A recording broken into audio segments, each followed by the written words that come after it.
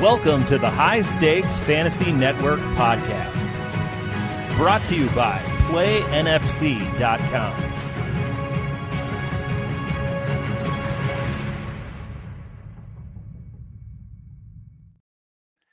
Good evening, everyone, and welcome to our High Stakes Fantasy Network podcast. I'm your host, Greg Ambrosius, and this is our NFBC Champions podcast week. That's right. I'm going to interview 5 of our defending national champions. My goal is to introduce you to our champions and to try and figure out how these guys won big money last year in the NFBC. And speaking of great players and winning championships, our first guest of the week is our 2024 NFBC Main Event champion, Clark Olson. Clark, you've been with us in the NFB since we started in 2004. That's 21 long years ago. Welcome to our show. Thanks, Greg. It's great to be here. Thanks for inviting me. You don't look any different than you did when I saw you in 2004. I just want to tell you that right now. I think that's not true. All right. Not only is Clark our reigning NFBC Main Event overall champion, but he's also our newest inductee to the NFBC Hall of Fame. He is the 10th player to be inducted into our NFBC Hall of Fame, and we'll officially do that in Las Vegas before the March 22nd main event at Park MGM. Clark, I know it sounds kind of goofy to be inducted into a fantasy sports Hall of Fame, but when you look at all of the great players who have competed in the NFBC over the last 21 years, how does it feel to be part of this select group in our Hall of Fame? It's just incredible. You know, I look at the 9 incredible players that I'm joining, and I see some truly great players that aren't in the Hall of Fame yet. And it's just, I'm overjoyed and a bit humbled by the honor. Yeah, you got Japinka, Sean Childs. Those guys were with you in 2004 when we started, of course. You got David DiDonato, John Posma, Sean Johnson, Casey Cha. I mean, we go on, but we make it hard to get in the NFBC Hall of Fame. And for you had a hell of a resume for a long time, hadn't won that championship overall and such, and not that you have to win that, but that does become a feather in your cap to get in the Hall of Fame, isn't it? Oh, yeah. In fact, having won the overall in football the one year, I thought a couple of years ago, I thought I was closer to the Hall of Fame in football than I was in baseball. But lately, my success has been in baseball instead.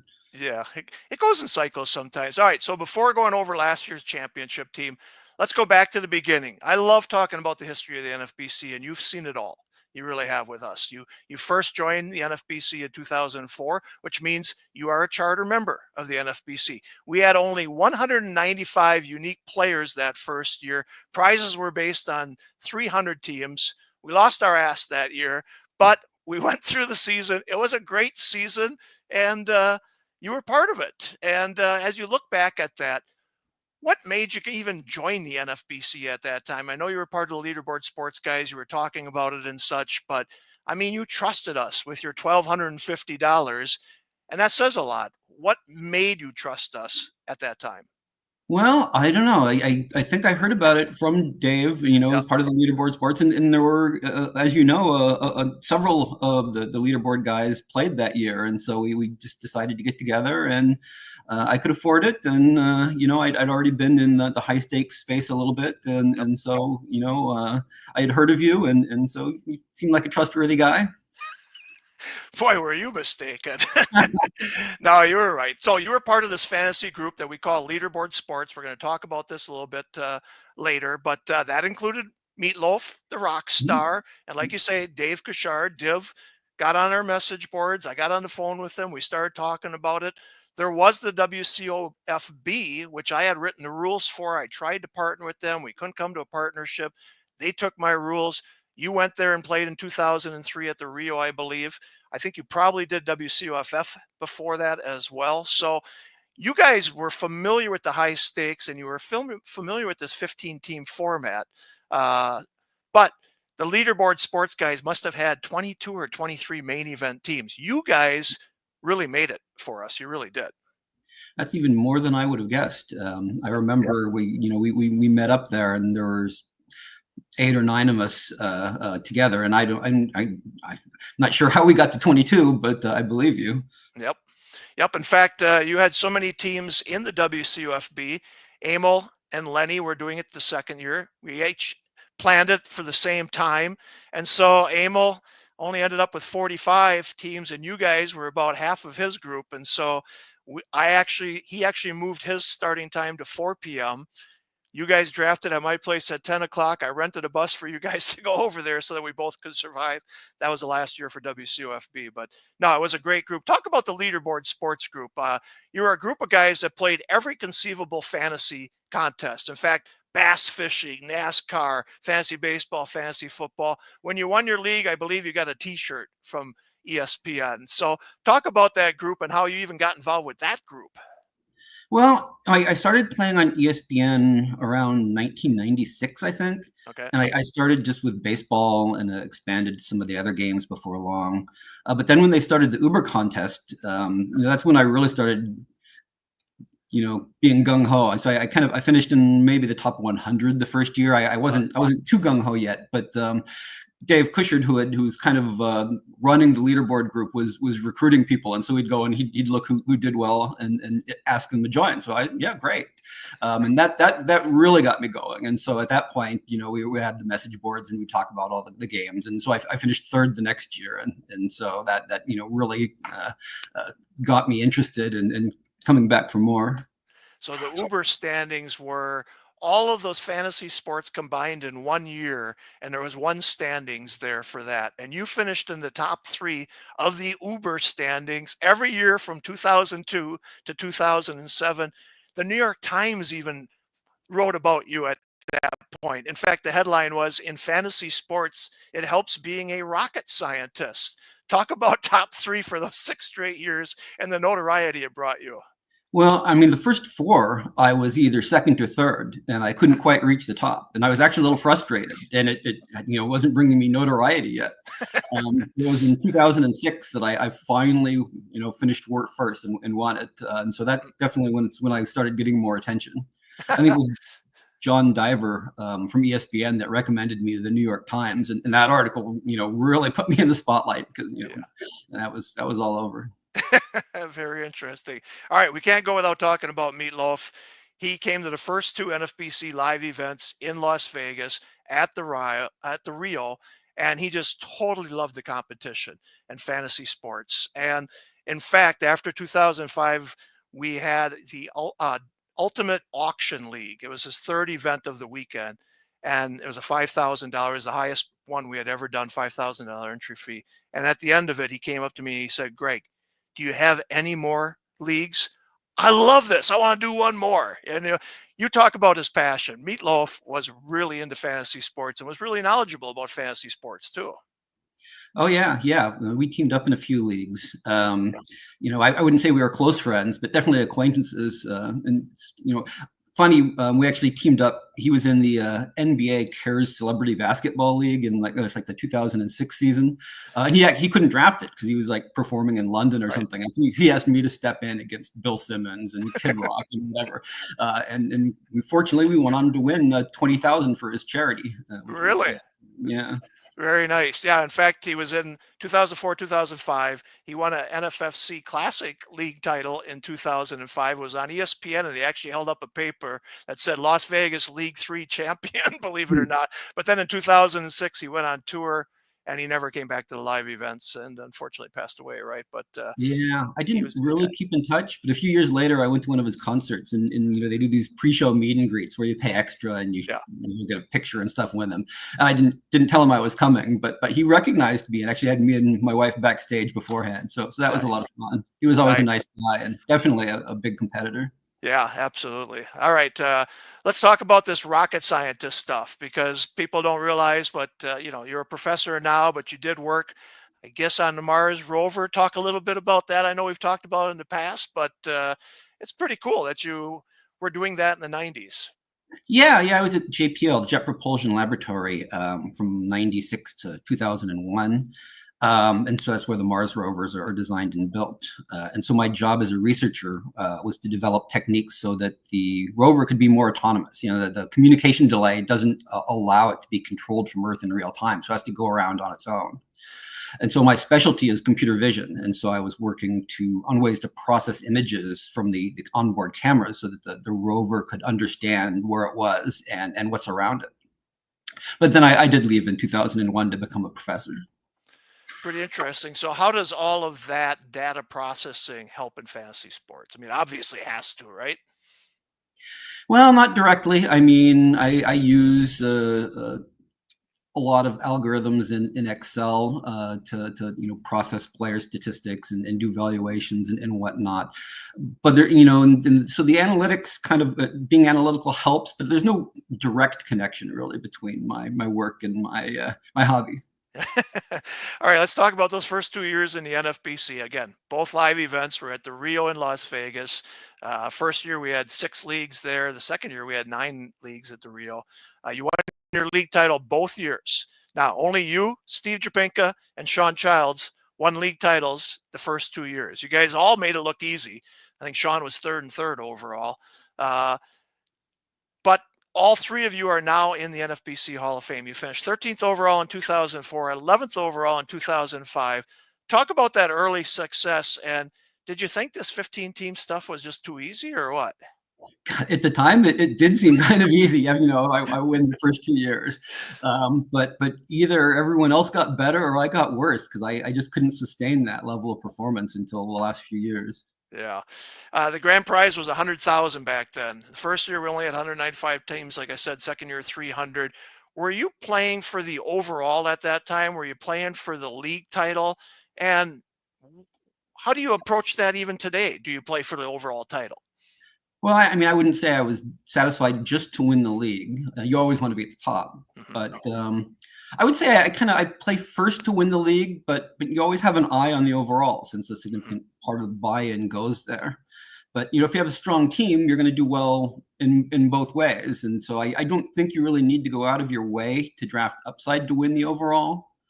So if there wasn't an overall, I don't think I would do too much different, to be honest. Maybe I'd pay a little less attention to closers since you have to have all the categories for the overall. Yeah, absolutely. You can't tank in one category. You can't even be down below probably 70% in one category and try to win the overall. I mean, the overall is 855 teams last year.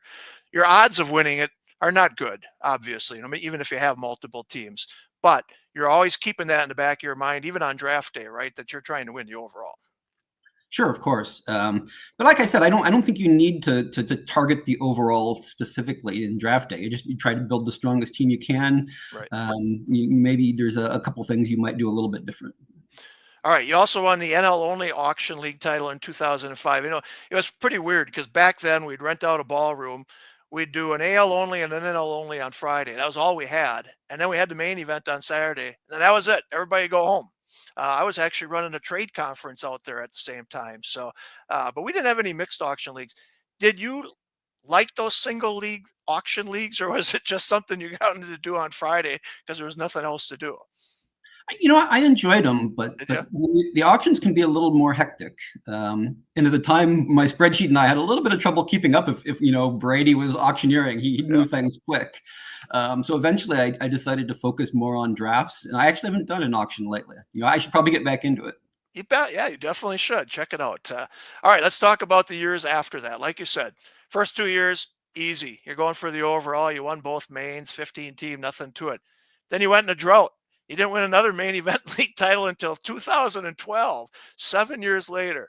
Again, did everybody catch up to you or what happened during those years? That's a good question. I'm not really sure. I think it's possible that players got sharper while I was kind of treading water.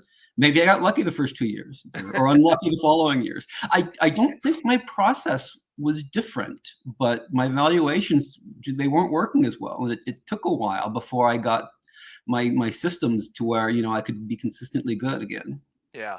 Okay. So you won a league title in 2012, your third one. Then you went 5 more years before winning your fourth main event league title in 2017.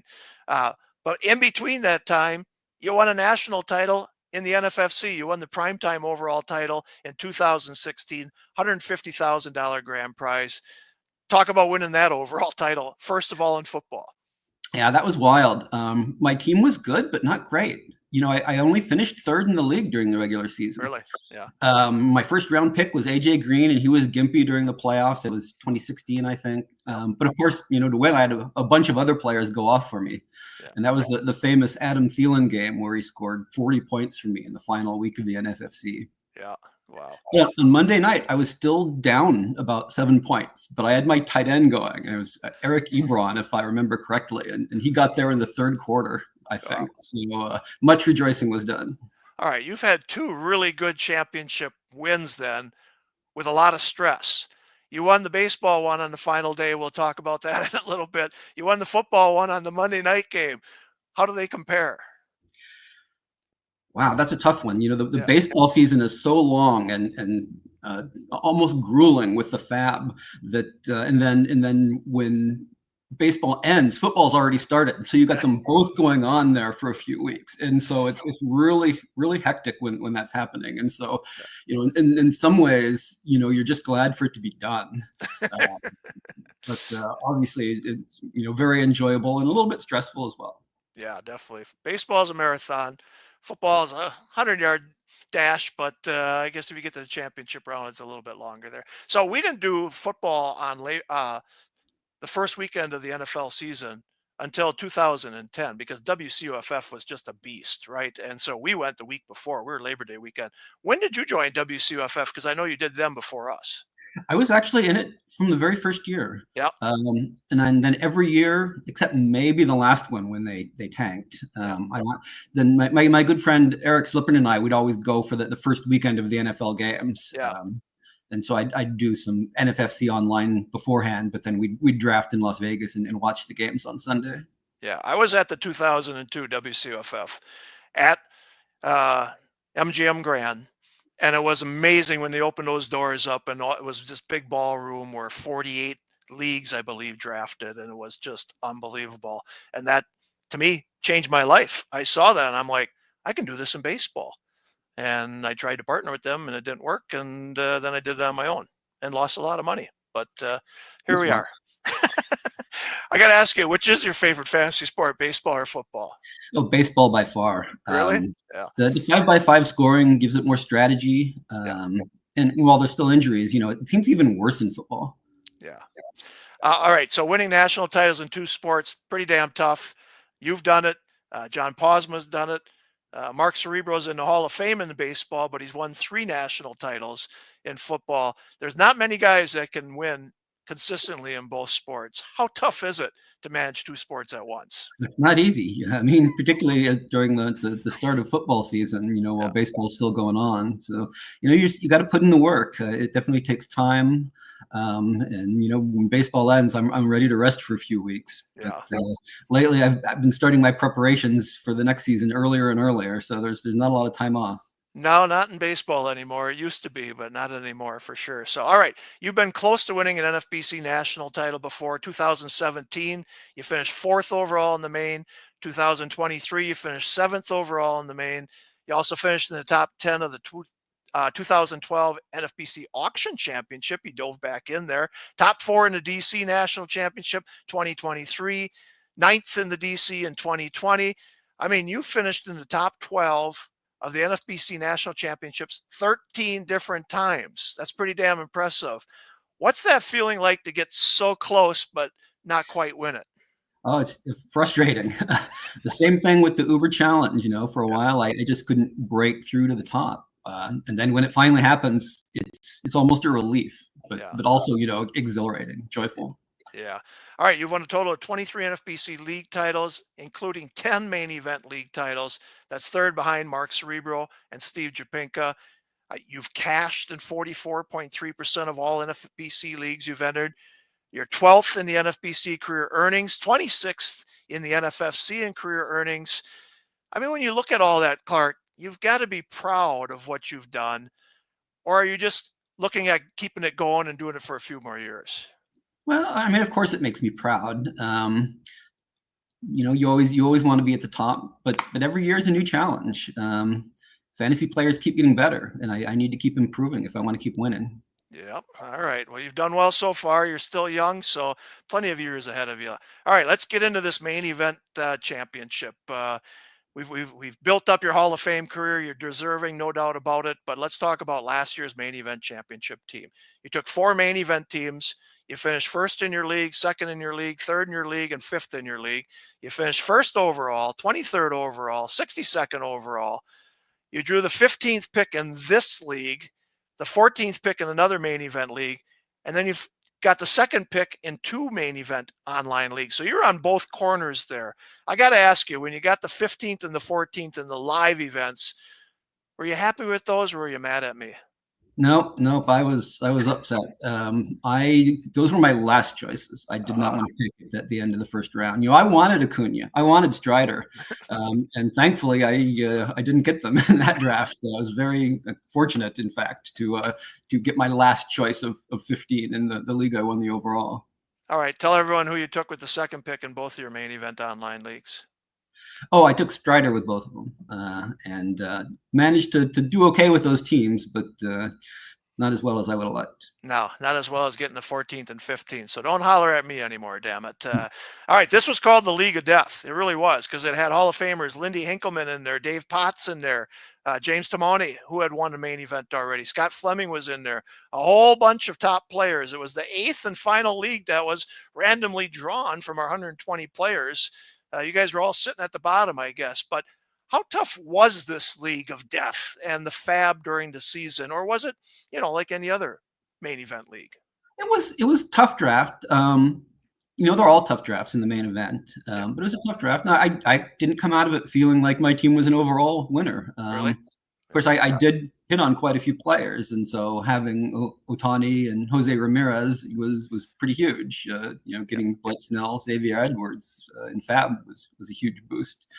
The Fab was actually interesting. I felt like I could get starters in that league, and there wasn't as much competition, but getting saves was impossible until the final few weeks. Those are being bid way up, and I just missed on those constantly until I was able to get a few guys late. This was a league, though, that you kind of dominated, right? If I remember, you were in the 130s for a long time. You finished with 142 points. Talk about your feelings there. You want to keep the main event league title, but yet you're going for the overall from pretty early point in the season. Yeah. I mean, I was halfway, probably a little earlier than halfway in the season. I was able to get into first for the first time, but I fell back after that, and so it was a constant struggle and up until the last day. But you're right. I was able to look at it more at the overall as the season went than worrying about the league too much, because nobody was really approaching me too closely. Yeah. So the overall battle was tough, like you said. Jason Santo, you and Jason were battling for the top spot over those last 3-4 weeks. In fact, you guys traded the lead several times over the last week, even a weekend. I think 3 times on Sunday, you said, or on Saturday, you switched leads. And then you had a big Sunday and you wound up winning the overall title. Jason, he had teams that finished second overall and third overall. So talk about those last few days and the stress of it all. Yeah, well, I mean, as I said, it's a long season, and the tension just kept building. At the end, I almost want it to be over, as I mentioned. The final Sunday, I think was the worst until I pulled ahead. I was actually watching football all day, but with one eye constantly on the baseball scores and the standings. Neither of us had guys going in the final Mets-Braves game, so it was all coming down to that Sunday. Yeah. And thankfully, I had 3 guys going on Sunday, 3 starters, and they all won. And really? by the time I got the third win, I thought that it's pretty much over. And I ended up getting a 4th win from Luke Weaver then as well. So. Wow. Very good. I have not met Jason. Jason is coming to Las Vegas. It'll be interesting for you guys to share beers. Are you buying him or is he buying you? Oh, I think I have to buy him. Sounds good. All right. You didn't have the perfect draft, but you did have the perfect start. Again, you had the 15th pick. You got Jose Ramirez at 15 and Shohei Ohtani at 16. That gave you 93 homers, 100 stolen bases out of your first 2 picks, 240 plus runs, 240 plus RBIs. Has there ever been a greater start from your first 2 picks? Oh, definitely not for me. I'm not sure I'll ever be able to recreate a start like that. I mean, Sean always talks about getting 75-75 from your top 3 hitters, which is very tough to do these days. But let's talk about Ohtani, because on that day, Saturday morning, there was a lot of talk that he was involved in this gambling situation. And I can remember people fading him into the second round. He went 16th there. I do believe he went as low as 20th that day. Talk about your trepidation, if you will, of drafting him, knowing he could get suspended this year. Yeah, I wasn't really that worried. I thought it was unlikely he'd miss time, and I really liked being able to get him later than he'd gone in some of the previous leagues, and so it was maybe a little more of an unusual combination I was able to put together. So I didn't really hesitate to take him there. I did kind of on a whim purposely take him after Jose Ramirez, who was my second round pick instead of my first, although it didn't make any difference because they were back-to-back picks. I mean, did you even expect what you got out of Ramirez at 15? Oh, no, I didn't. But he's always been up there, and he must have been coming off a little bit of a down year because he's usually been a top 5 pick. Yeah. And then now he's falling and late into the first round, and I think he didn't fall to 15 in a lot of leagues, and so I was lucky in a lot of ways. Yeah, he's been as consistent as anybody over the last several years here. He's been dynamite. All right, not everything was perfect. Third round, you drafted Randy Rosarina, right? Aaron Nola in the fourth, and Alexis Diaz in the fifth. Adley Rushman in the sixth, who really didn't perform what you wanted to. So, thoughts on those picks, those 4 picks? Well, they all seemed like good values at the time. Needless to say, you can't hit on all 30 players. I actually held all 4 of those guys the entire season. I think they were starting for me all year, even though they were a bit disappointing. People say that leagues are won in rounds 11 through 20. That's really where you can find some bargains. You hit it big with Anthony Santander in round 11. Willie Adames was great for the Brewers in round 12. Ranger Suarez in round 21. And then Garrett Cole, of course, was injured and fell to round 18. Thoughts on any or all of those picks? Well, they're mostly just the kind of value picks I'm looking for. Adames was coming off a down year, so his ADP dropped, and I thought he was a good bet to bounce back. Santander had a couple of solid years. I was able to grab him just a bit past his ADP, and so I thought he was a good value. Ranger Suarez wasn't a guy I was in on much last year, but he slipped a little bit, and I got great value for him before I dropped him when he got hurt, after the All-Star break. But I was able to get him in around 21. I do this too much with injured players, but Cole was a guy that clearly can be a top pitcher, but he was getting to miss a couple of months, and he dropped to a place where I was comfortable drafting him and holding him until he got right. So how tough is that to hold on to a guy like that? I mean, you're flipping 3 to 4 guys every week in Fab. How tough is it to hold on to a Garrett Cole, your 18th round pick, for months? Well, it's tough, but if you draft him there, you kind of have to. I don't want to throw away an 18th round pick. Yep. Unless news came out that he was going to miss even more of the season. You just got to kind of grit and bear it and use the roster spots you have. Absolutely. And this is what we've talked about. We never have DL spots. Some people, when they come in, how come you don't have DL spots? Well, it would probably take 40 some plus people out of the free agent pool, right? And so this is the tough decision that's on you, not on me. I'm only giving you 7 reserve rounds. And in fact, in the first year, we only had 6 reserve rounds. And then that was one thing that you guys said to me, hey, that's just too shallow without any DL. So we added the 7th one. But it's not easy to hold on to that. And reserve spots are very valuable, aren't they? Mm-hmm. Oh, yeah. Got to churn guys and, use. Sometimes you got to sit a guy that does a bad schedule or he's hurt. And so you got to find your replacements. And then you're also looking for the next big thing in order to fill your gaps in your 5x5 statistics. Absolutely. All right. Fab's always a key to winning a title. We know that. You picked up Blake Snell for $360 on June 9th and Xavier Edwards on July 7th for $16. Snell was a key pickup for you, correct? And then Edwards with the stolen bases. Talk about those 2 guys and what you saw there.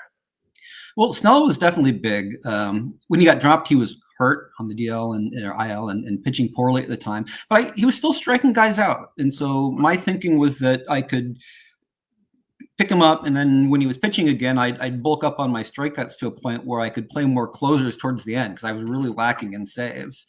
But then, of course, he exceeded my wildest expectations from there on out. And Edwards was critical too. even more than his stolen bases, where I think I ended up near the top in stolen bases. I really needed batting average, and his hitting 328 after coming up gained me a bunch of points there. Wow. So you had mentioned the saves, and I know Steve Goodwin talked about this too. You were able to add some saves or just enough saves to get you going towards the end there. How did you do that again? Well, I was just churning players. I was trying to get the Rockies closer. I had Vodnik for a while. The Rays closer, I had both Uceta and the other guy who actually I thought was going to be the closer more at first, but I picked up Uceta to just in case and ended up playing him. And then Luke Weaver this last 2 weeks got me some nice wins and saves too. And so I didn't have anybody big, but I was just trying to hit on a few guys in the last few weeks to bulk up my saves. So. Yeah, they were valuable enough to win the overall, that's for sure. So, and you just never know when Fab. So let's talk about Fab. You churn through 3 or 4 players every week, and I've done this analysis of champions every year. And when I look there, I just can't believe how you guys churn through. I mean, I'm not that good of a player to be able to do that. But what are you looking for when you're churning through 3 to 4 guys every week? Yeah, well, there's a few things going on. One is filling holes for players that are hurt, have the bad schedule that you don't want to play them for some reason, or maybe somebody on Fab has a good schedule, although a 2-start week, or they're visiting cores, and so you want to pick them up for a short term. But the other, is really just looking for the next big thing, finding the upside, particularly in stats that you're lacking. If I was perfectly happy with my team, I wouldn't need to bid. But when are you perfectly happy with your team? Yeah, absolutely. I mean, the picks 20 through 30 or 21 through 30, you do churn through those guys an awful lot. And you're always looking for the guy who might win a starting spot or something like that. But I just think for new players that come into the NFBC, and we could talk about this, there is a little bit of a learning curve, and Fab is part of that, right? I mean, don't you believe that there is a learning curve? Some of the younger kids have come in, obviously, and done very well right out of the gate, but Yeah. it seems like there's a learning curve. I think there is, but there's also these players that have come in and had success right away, and so maybe some people are just quick learners, but it is some you make mistakes at first. Now I still make mistakes, but after a while you figure out where to look for information, and kind of you have your routines, and things kind of go a little more smoothly, I guess, after you. Is there a player you've cut during your 21 years here that you just can't believe you did that while you were churning through, and you just, oh man, he came back to bite you, or not? Oh, it happens. I have a short memory though. Usually those things don't bother me. It might happen in football more than baseball even. But I remember one year, many years ago, dropping Pat Burrell at the All-Star break because he was terrible. And then he had a big second half, and that was, believe it or not, one that I remember. I don't know why I remember that one. All right. Did you ever reach out to Jason after the finish of the NFBC main season, or are you waiting until Las Vegas when he's going to come out there? But I mean, you guys were battling and you were going back and forth an awful lot. It was a hell of a race at the end. We communicated just a little bit on Twitter, or X, I guess, as we call it now. Not a huge amount. I haven't met him in person, and hopefully we'll get a chance to talk in Las Vegas. So. Yeah. All right, let's talk about that Hall of Fame ceremony. Have you written this speech? We're only giving you like 20 minutes. So have you written a speech yet? I'm not going to need 20 minutes. Good, because we're not giving it to you. I've started jotting down some ideas, but I'll probably wait until March to really finish it off. As I look back on this will be our 22nd season. I mean, I can't believe how big this has gotten. I can't believe how big the high stakes market has gotten. I mean, I was there at WCOFF in the early years.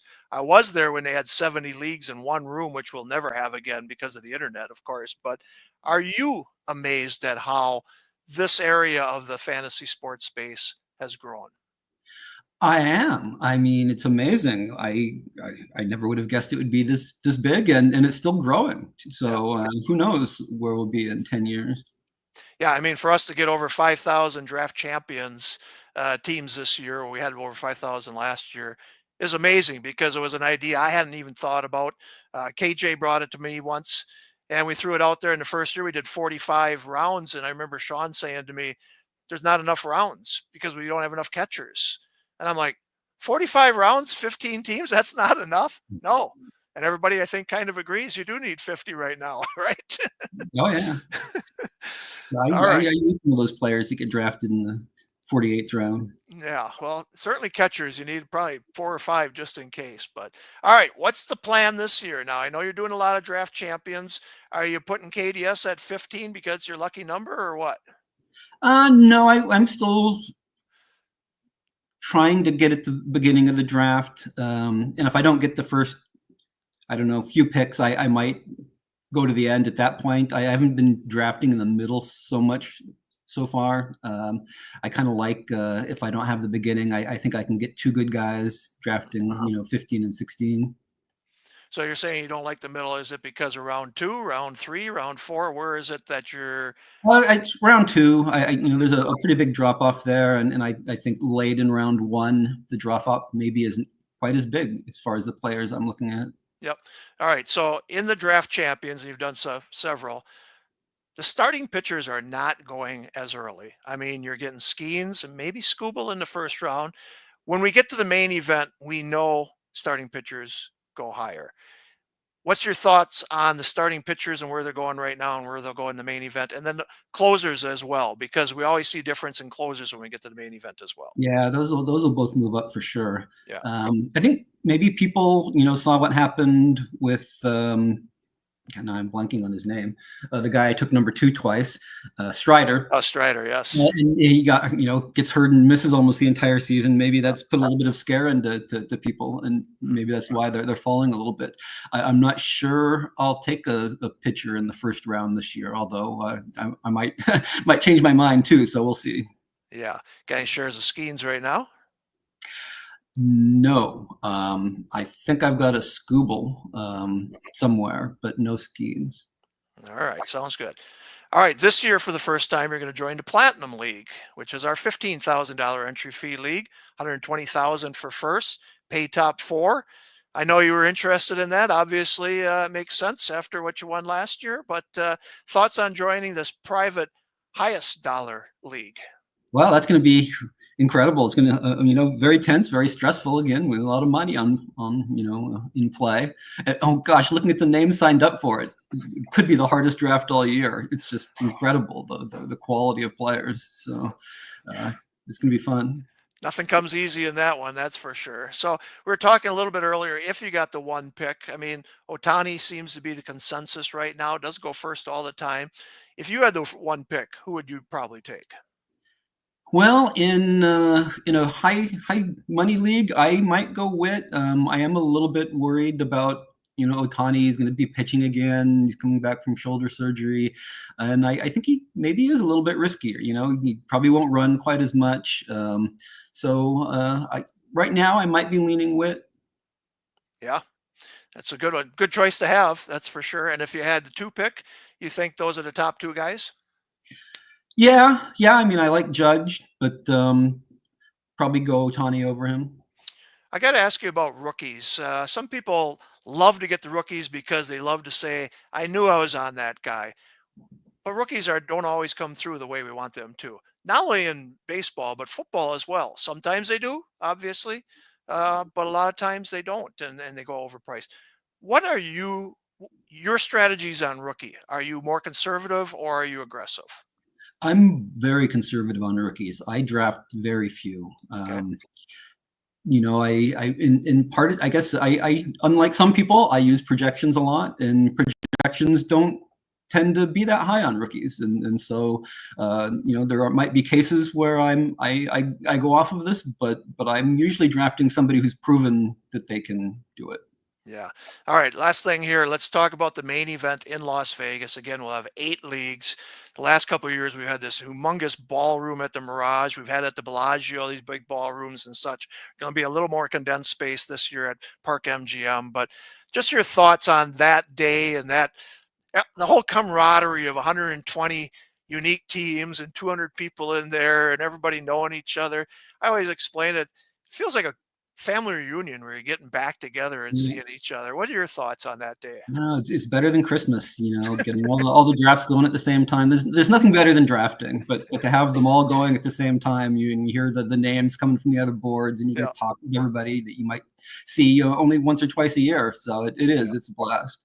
Yeah. All right. Well, best of luck this year, Clark, and thanks for joining us. It was great. Congratulations on the Hall of Fame. It's well deserved. Congratulations on the main event. But I'll see you in Vegas in a few short weeks, and you buy the first round, I'll buy the second one. All right. Okay. Thank you so much. I'll see you then. All right. And don't forget, everyone, that NFBC Champions Podcast Week continues tonight. That's right, 8 Eastern time. I'm going to be with Steve Weimer, the 2024 NFBC Draft Champions National Champion. He's going to join me for another one-on-one interview. You won't want to miss this. In fact, Steve and I have one thing in common. We both raked our roofs yesterday. I got 20 inches of snow the last week. He's got 20 plus in New York. We both were raking our roofs. You don't want to miss hearing about that, Clark. Clark, you better tune in to hear about that too. So, all right, see you everybody at 8 o'clock Eastern time, and good night.